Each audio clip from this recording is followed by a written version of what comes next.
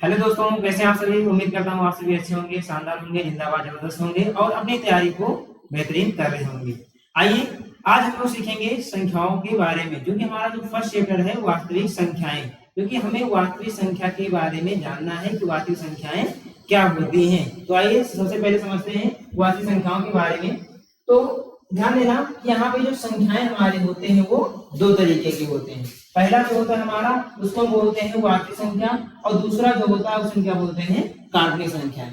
वास्तविक संख्याएं यानी कि ऐसी संख्याएं जिनका हम वर्ग करें और वर्ग करने पर उसका मान किस में आए, धनात्मक में आए, तो ऐसी संख्याओं को हम वास्तविक संख्या कहते हैं। और एक कंडीशन और है, आप इसको ऐसा भी बता सकते हो, अगर आपसे कोई पूछे वास्तविक संख्याएं क्या होती हैं, तो यानी ऐसी संख्याएं जिनको हम नंबर लाइन पर दर्शा सकते हैं, यानी संख्या रेखा पर दर्शा सकते हैं, तो ऐसी संख्याओं को हम वास्तविक संख्या कहते हैं। ये दो कंडीशन होते हैं, आप ध्यान रखना। पहला कि ऐसी संख्या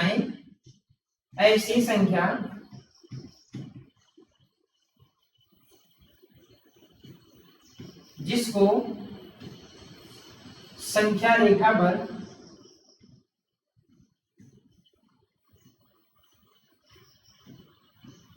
दर्शा सकते हैं,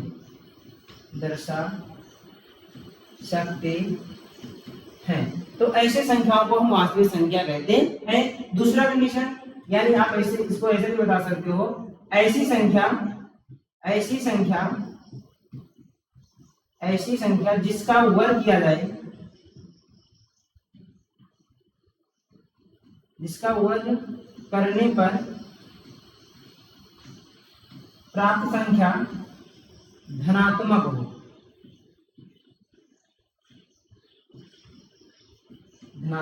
ठीक है ना।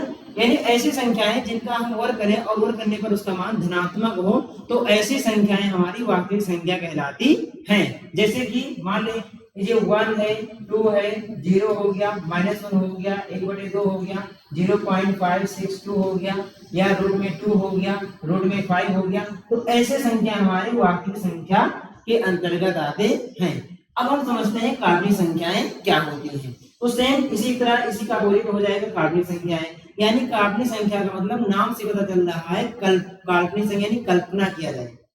ऐसी संख्याएं जो वास्तव में हो नहीं, कि उसका क्या किया जाता है, एक कल्पना किया जाता है, तो ऐसी संख्याएं क्या कहलाती हैं, काल्पनिक संख्याएं कहलाती हैं। अब पहले इसमें कंडीशन आप ये ध्यान रखना कि ऐसी संख्याएं जिनको हम संख्या रेखा पर दर्शा नहीं सकते हैं, उन्हें हम काल्पनिक संख्याएं कहते हैं। दूसरा कंडीशन कि ऐसी संख्याएं जिनका हम वर्ग करें और वर्ग करने पर उसका मान किस में आए, ऋणात्मक में आए। यहाँ धनात्मक में आता है वर्ग करने पर, लेकिन काल्पनिक संख्याएं क्या होती हैं, अगर काल्पनिक संख्याओं का हम वर्ग करते हैं तो उनका मान किस में आता है, ऋणात्मक में आता है। जैसे इस प्रकार की संख्या हो सकती है, मान लो कोई संख्या रूट में हो, माइनस में हो, मान लीजिए -√5 हो गया, या √2 हो गया, है ना, माइनस में √2 हो गया, तो ऐसे संख्याएं जो होते हैं ये काल्पनिक संख्याएं कहलाती हैं। क्योंकि अगर आप -5 का या रूट में -2 का, इन सभी का अगर आप वर्ग करोगे तो वर्ग करने पर इसका मान किस में आएगा, ऋणात्मक में आएगा। तो इसलिए ये संख्याएं हमारी काल्पनिक संख्याएं कहलाती हैं, और इसको आप संख्या रेखा पर दर्शा नहीं सकते हैं। अब आते हैं वास्तविक संख्या में। वास्तविक संख्या जो होती है हमारे दो पार्ट में इसको डिवाइड किया गया है। पहला होता है परिमेय संख्या, यानी कि रेशनल नंबर, और इसी का एक पार्ट होता है अपरिमेय संख्या,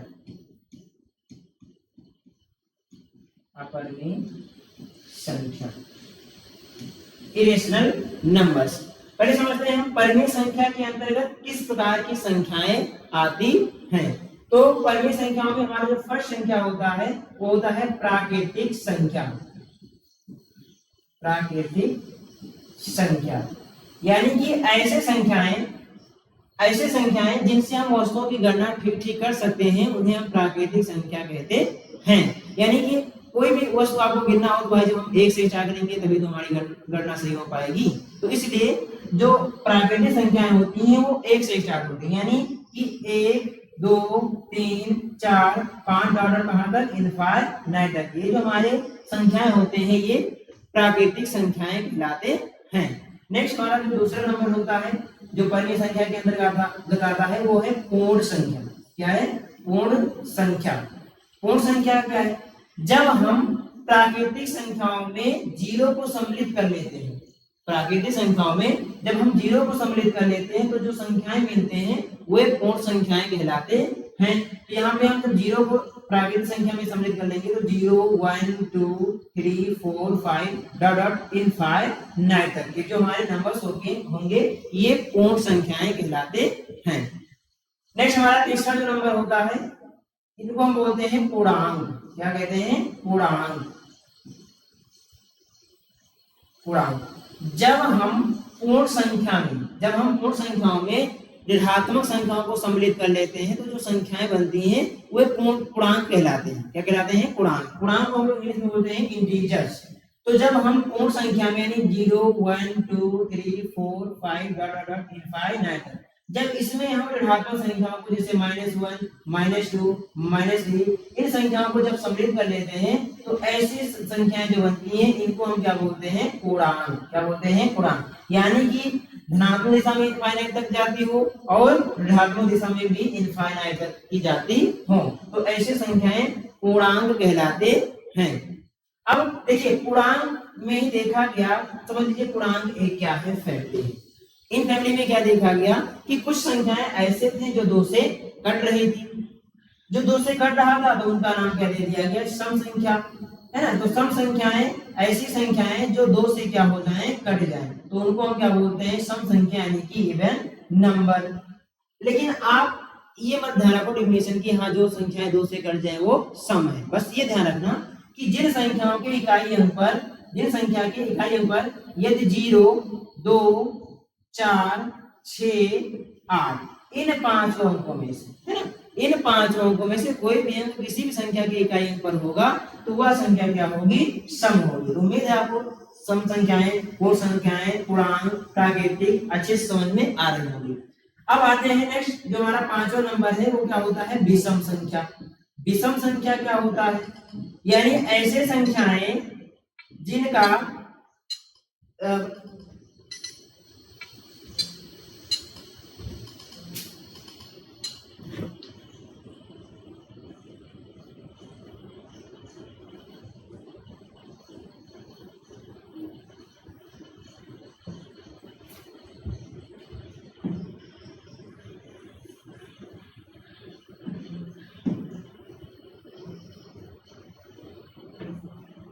नेक्स्ट संख्या हम समझते हैं 5वां संख्या जो हमारा है विषम संख्या। विषम संख्या क्या होती है?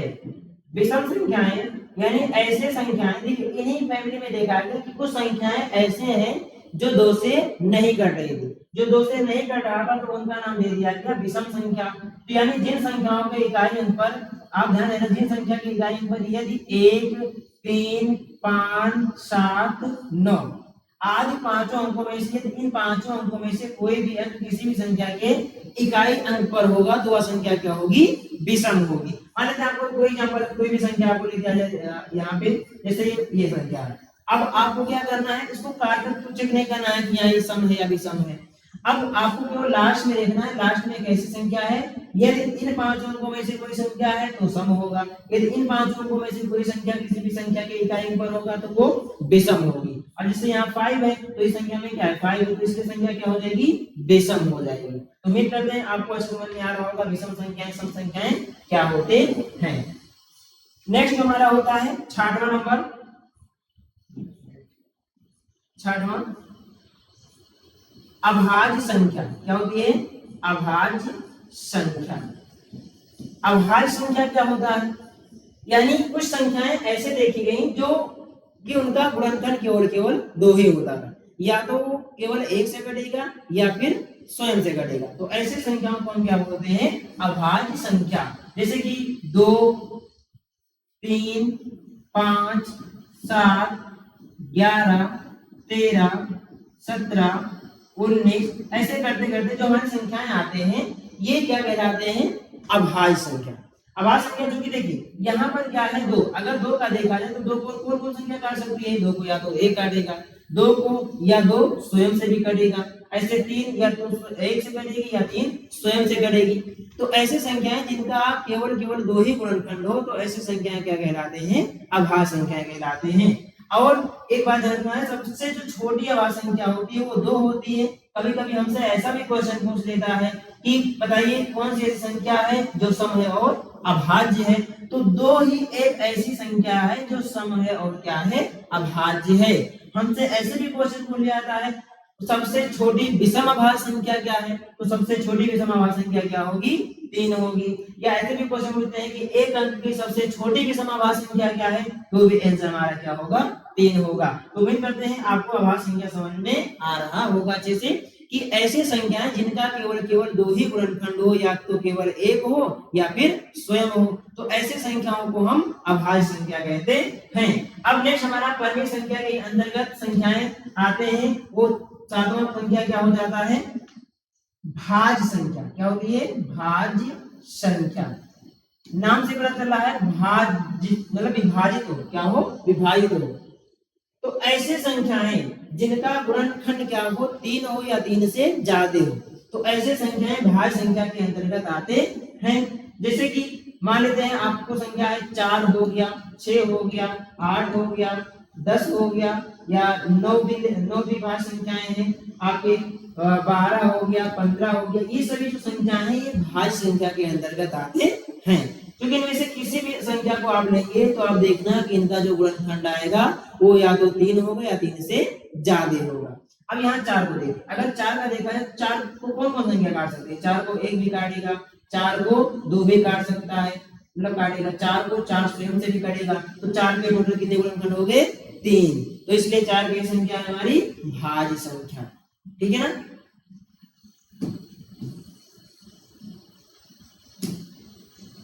नेक्स्ट हम समझते हैं 8वीं संख्या जो होती है, इसको हम बोलते हैं शांत दशमलव संख्या। एक मिनट, शांत दशमलव संख्या समझने से पहले नेक्स्ट नंबर जो हमारा होता है 8वां, वो होता है सह अभाज्य संख्या। नेक्स्ट जो हमारा 8वां संख्या होता है उसे बोलते हैं सह अभाज्य संख्या। यानी ऐसे संख्याएं या ऐसे संख्याओं का योग जिसका एचसीएफ कितना हो, 1 हो, ठीक है ना। यानी ऐसी संख्याओं का योग चाहे 2 संख्या हो चाहे 3 संख्या हो, यदि उनका एचसीएफ 1 होगा तो ऐसी संख्याएं सहअभाज्य संख्याएं कहलाते हैं। जैसे मान लो आपके पास एग्जांपल में दे रहा हूं, जैसे 18 और 25। अब 18 और 25 का आप एचसीएफ निकालोगे तो इनका एचसीएफ कितना आएगा, 1 आएगा। ऐसे कुछ संख्या होंगे, मान लो ले लिया गया 20 और 21, या फिर जो है 1 और 2, ऐसे संख्याएं क्या होते हैं, सहअभाज्य संख्याएं कहलाते हैं। और हाँ, ये जो हमारे 2 क्रमागत प्राकृतिक संख्याएं होते हैं ये सदैव क्या होते हैं, सहअभाज्य। कोई भी रैंडम आप मतलब 2 प्राकृतिक संख्याएं उठा लीजिए, वो सदैव क्या होंगे, सहअभाज्य होंगे। मान लो यहाँ पे हमने 20 21 ले लिया, तो 20 और 21 का अगर आप एचसीएफ निकालोगे तो 1 ही आएगा। अगर 1 और 2 का एचसीएफ निकालोगे तो भी 1 ही आएगा। ऐसे 3 क्रमागत अगर आप प्राकृतिक संख्या ले लेते हैं, मान लीजिए 20 21 और 22 आपने ले लिया, तो भी इनका जो एचसीएफ आएगा वो 1 ही आएगा। और ये सहअभाज्य संख्या है, इससे हमारे बोर्ड एग्जाम में क्वेश्चन भी पूछे जाते हैं, कई बार आया हुआ भी है। कैसे पूछेगा, कहेगा नीचे दिए गए संख्याओं में कौन से संख्याओं का योग सहअभाज्य है, तो आपको ऐसे 3-4 संख्याओं का योग दे दिया रहेगा। जो अभाज्य संख्या हो, सहअभाज्य संख्या होगी उसका एचसीएफ 1 आएगा, वही संख्या हमारी सहअभाज्य हो जाएगी। तो अगर आप इसको जाने रहोगे भैया तो अच्छे से ले जाओगे।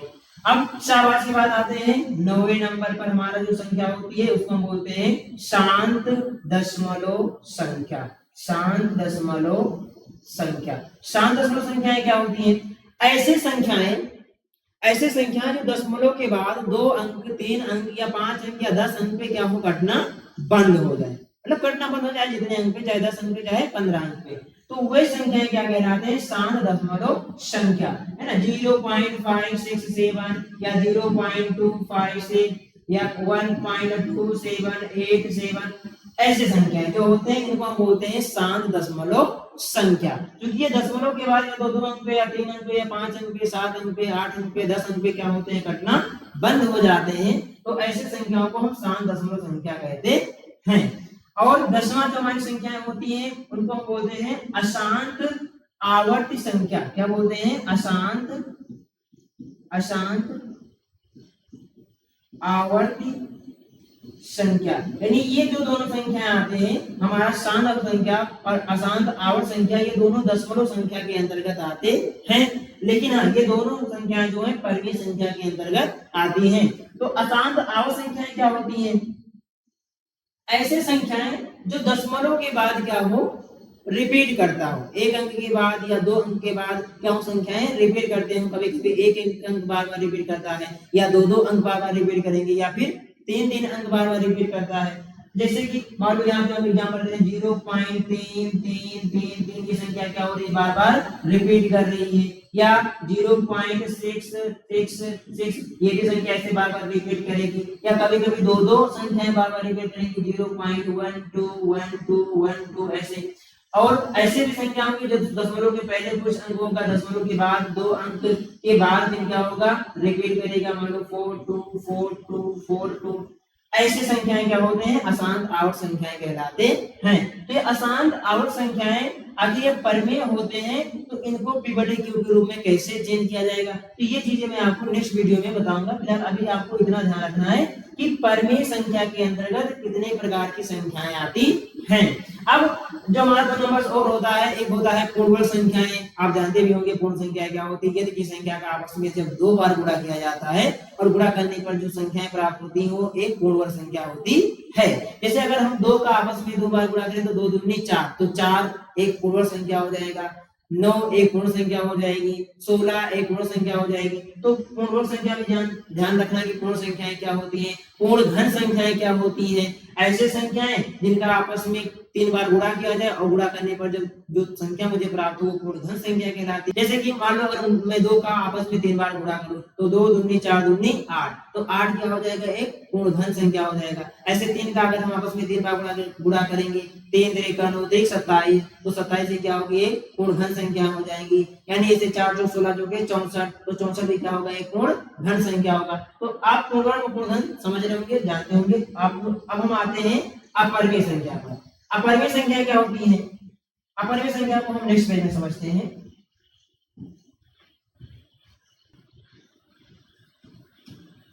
अपरिमेय संख्या, चलिए अपरिमेय संख्या के अंतर्गत केवल एक ही संख्या आती है, उसे हम क्या बोलते हैं, अशांत अनावर्ती संख्या। ये अशांत अनावर्त संख्या क्या होती है, यानी ऐसे दशमलव संख्या जो दशमलव के बाद क्या हो, रिपीट ना करे और ना ही घटना बंद हो, तो ऐसे संख्याएं अशांत अनावर्त संख्या कहलाती हैं। जैसे क्या हो, 0.1 01 001 00001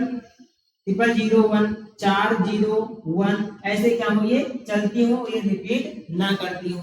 या फिर कोई संख्या ऐसे हो जो रूट में हो, है ना, उसका परफेक्ट वर्गमूल ना निकले। मान लो √2 हो गया, √5 हो गया, √7 हो गया, इनका परफेक्ट वर्गमूल नहीं निकाल सकते। अगर इनका वर्गमूल निकालोगे तो पॉइंट के बाद संख्याएं रिपीट करेंगी, मतलब रिपीट नहीं करेंगी और ना ये घटना बंद होंगी। तो ऐसे संख्याएं क्या होती हैं, अशांत अनावर्त संख्या के अंतर्गत आती हैं। और ऐसे संख्याओं को हम क्या बोलते हैं, अपरिमेय संख्या। तो उम्मीद करते हैं कि आपको सारी संख्याएं समझ में अच्छे से आ गए होंगे।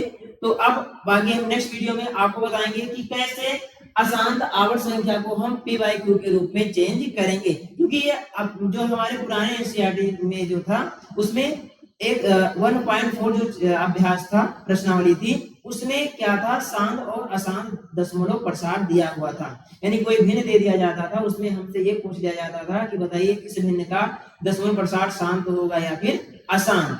तो उसके भिन्नों का हम पहले कर देते, फिर देखते क्या वो 2n/5 के रूप का है या नहीं है। तो ये सब चीजें हम आपको नेक्स्ट वीडियो में बताएंगे।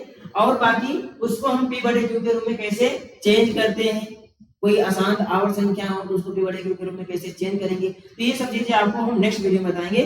तब तक के लिए मिलते हैं, धन्यवाद।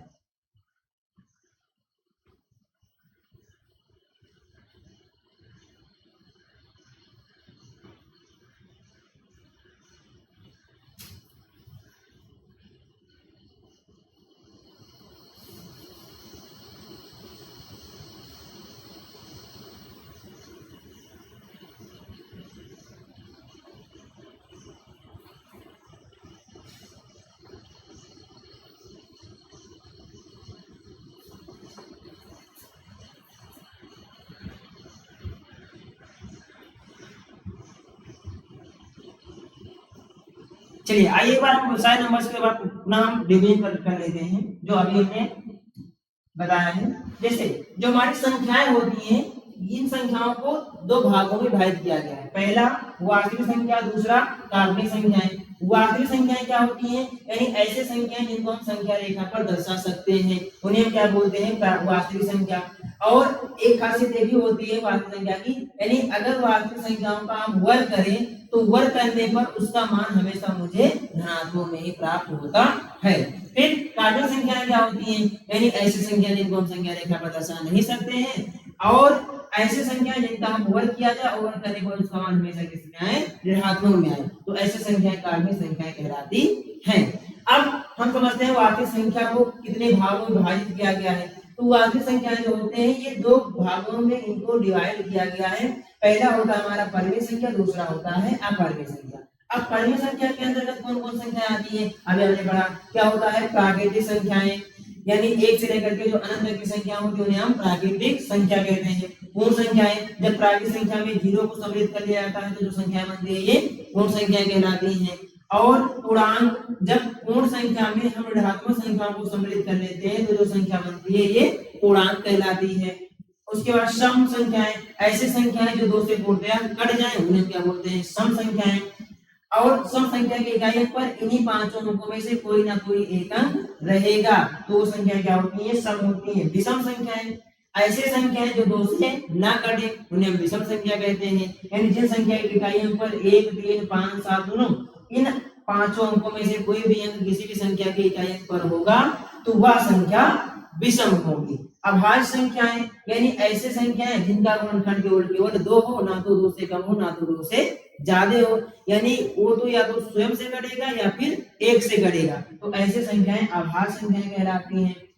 भाज्य संख्याएं, ऐसे संख्याएं जिनका गुणनखंड क्या हो? 3 हो या 3 से ज्यादा हो तो वे भाज्य संख्याएं कहलाती हैं। सहभाज्य संख्या क्या होता है? ऐसे संख्याओं का युग्म जिसका हैसियत 1 हो तो उसे हम सहभाज्य संख्या कहते हैं। सम दशमलव संख्याएं, ऐसे दशमलव संख्या जो दशमलव के बाद 2 अंक, 3 अंक या 5 अंक पे क्या हो? कटना बंद हो जाए उन्हें हम सम दशमलव संख्या कहते हैं।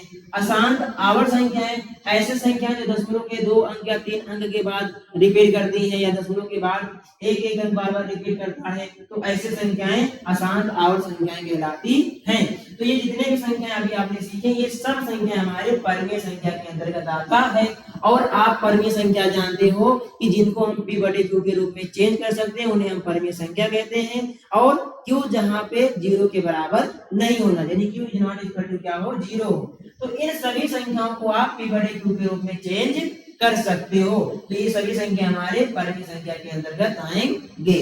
अब इस संख्याओं में से हमसे कुछ ऑब्जेक्टिव बोर्ड एग्जाम में पूछ भी लिया जाता है, कभी कभी हमसे पूछा जाता है एक शून्योत्तर परिमेय संख्या और एक अपरिमेय संख्या का योगफल सदैव क्या होगा? शून्योत्तर मतलब शून्य को छोड़कर अगर कोई एक परिमेय संख्या लिया जाए और एक अपरिमेय संख्या लिया जाए तो क्या इनका योग सदैव अपरिमेय होता है? ऐसे भी क्वेश्चन पूछ लिया था, यानी एक शून्योत्तर परिमेय संख्या और एक अपरिमेय संख्या का योगफल सदैव क्या होगा? तो बच्चे एक शून्योत्तर परिमेय संख्या और एक अपरिमेय संख्या का योगफल सदैव अपरिमेय होगा, जो कि शून्योत्तर मतलब कह रहा है कि शून्य को छोड़कर। फिर आपको ये भी ध्यान रखना, मान लो कभी आपसे पूछ लिया जाए कि क्या सभी प्राकृतिक संख्याएं पूर्ण संख्या होती है? यस, सभी प्राकृतिक संख्याएं पूर्ण संख्या होती है। क्या सभी पूर्ण संख्याएं पूर्णांक होते हैं? जी, सभी पूर्ण संख्या पूर्णांक के अंतर्गत आएगा, है ना। ऐसे भी क्वेश्चन पूछ लिए जाते हैं हमसे। तो उम्मीद करते हैं आपको परिमेय संख्या के बारे में अच्छे समझ में आ गया होगा कि परिमेय संख्या के अंदर कितनी कौन कौन संख्याएं आती हैं। और ये जितने भी संख्याएं आप पढ़े परिमेय अपरिमेय ये सब किसमें आते हैं? वास्तविक संख्या के अंतर्गत। यानी ये जो वास्तविक संख्या एक पेड़ है और इससे निकली ये सभी क्या है? शाखाएं हैं। अब हम समझते हैं अपरिमेय संख्या। अपरिमेय संख्या क्या होता है? यानी ऐसे संख्या जिनको हम p/q के रूप में नहीं चेंज कर सकते हैं उन्हें हम क्या बोलते हैं? अपरिमेय संख्याएं। और अपरिमेय संख्या के अंतर्गत केवल एक ही संख्या आती है जिसको हम क्या बोलते हैं, अशांत अनावर्ती संख्या। यानी ऐसे दशमलव संख्याएं जिनका पॉइंट के बाद कोई भी संख्या रिपीट ना करती हो और ना ही वो घटना बंद होती हो, तो ऐसे संख्याएं क्या होती हैं, अशांत अनावर्त संख्या कहलाती हैं और ये अपरिमेय संख्या के अंतर्गत आते हैं। तो उम्मीद करते हैं आपको सारी संख्या समझ में आ गया होगा। बाकी मिलते हैं नेक्स्ट वीडियो में। नमस्कार।